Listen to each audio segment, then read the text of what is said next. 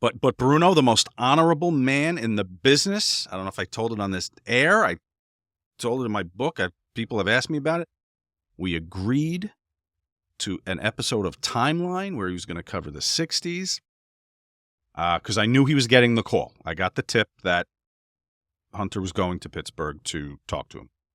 And we were going to do it before the announcement. We lost it.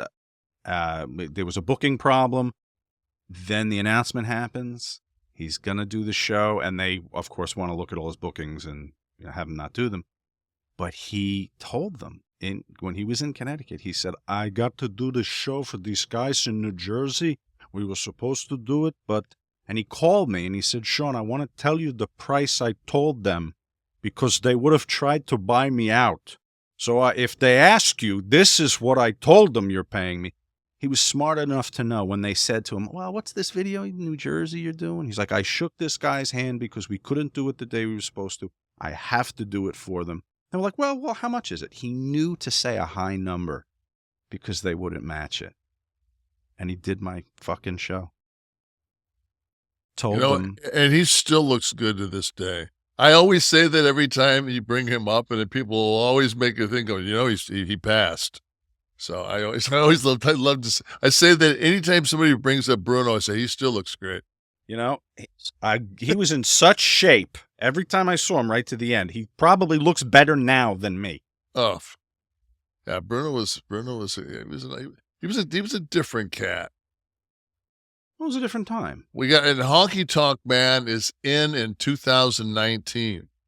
Did he go in? Yep, I'm looking right here. And he took Honky Tonk Man, 2019. Ah, Wayne, you goddamn sellout. That's why he's telling everyone not to. He just wanted to fucking throw his salamander at you. That's all, man. Oops. Chris KS. I don't know if that means Chris from Kansas or just Chris KS. He says, hey, Big Kev, love the podcast. The Great Muta, one of my all-time favorite wrestlers, is soon to have his final match ever. I can't recall if you ever worked with him, so if you could please talk about that and also give your general opinion of him and his career.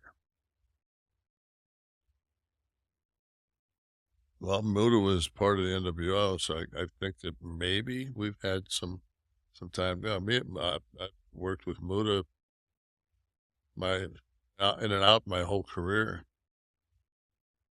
The only time I ever worked for All Japan was in the ring with Muta. Really? Yeah, he was my tag team partner. Were you the Gettysville Express? We were the Gettysville Express, which a lot of people don't know it. But we were the Gettysville Express Sun. So.